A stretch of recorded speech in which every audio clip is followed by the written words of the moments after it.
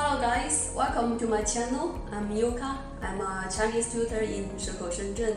I have been teaching Mandarin over 3 years now. As a Chinese teacher, I always get people to ask, Mandarin is so difficult to learn, especially with the tone, and people can't understand me when I talk. Characters learning is so boring and I can't remember it. And I can't feel my progress, especially with the HSK 3-4 grammar. Actually, you're not alone to face those learning problems. Try to answer these questions. I feel the learner's experiences is much more useful and convincing. So I interviewed some of my friends and students who learn Chinese for a while. Most of them living in Shenzhen or working here for at least 2 to 3 years. They shared many of their learning experiences and stories, like how did they start and how did they overcome those difficulties. I really highly appreciate to all my friends for their such generous and kindly support. Thank you guys so much. And I hope you can benefit from these videos, from their experiences, and enjoy it. Oh, I don't have a Chinese name, but I use my English name phonetically. So if I say my name to someone who speaks Chinese, I'll say Rachel. I started Chinese nearly a year ago during lockdown after Chinese New Year last year.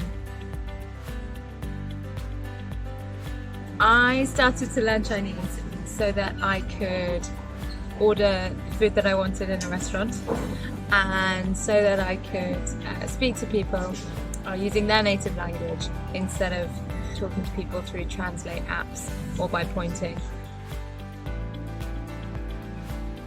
The very beginning I started with lessons with you, and I've also used a lot of apps. So I use Hello Chinese, I think, and a few other apps so that I can practice every day. No, I think Chinese is quite logical.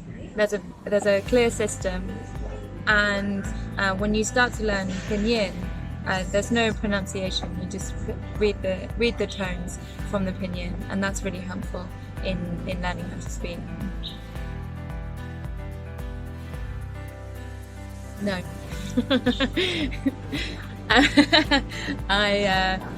I found it really easy. I loved starting to learn the characters when we first practiced writing, and it was really easy when you broke down the characters into the different radicals, so that I understand how the characters are formed and how they're written, so that any character that I read or see, I can have a go at trying to write. It's really helpful for understanding menus and directions, entrances and exits, and travelling around. I'd like to be able to read some more though, so that I can understand notices and maybe some basic news articles as well.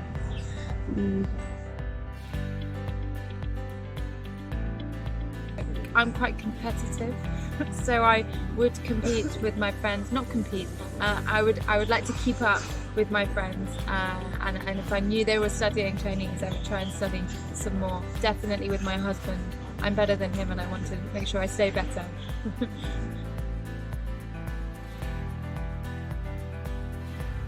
I would definitely recommend using some apps to practice just a little bit every day.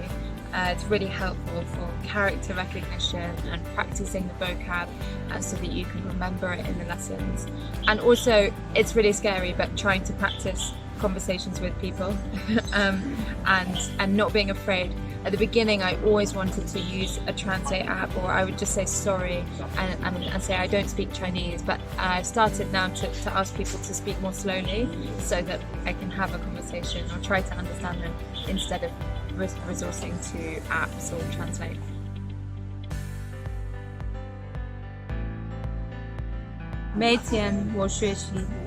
I practice every day on the apps or using the textbook. My Chinese friends, 我的中国朋友，我了解. I chat with my friends.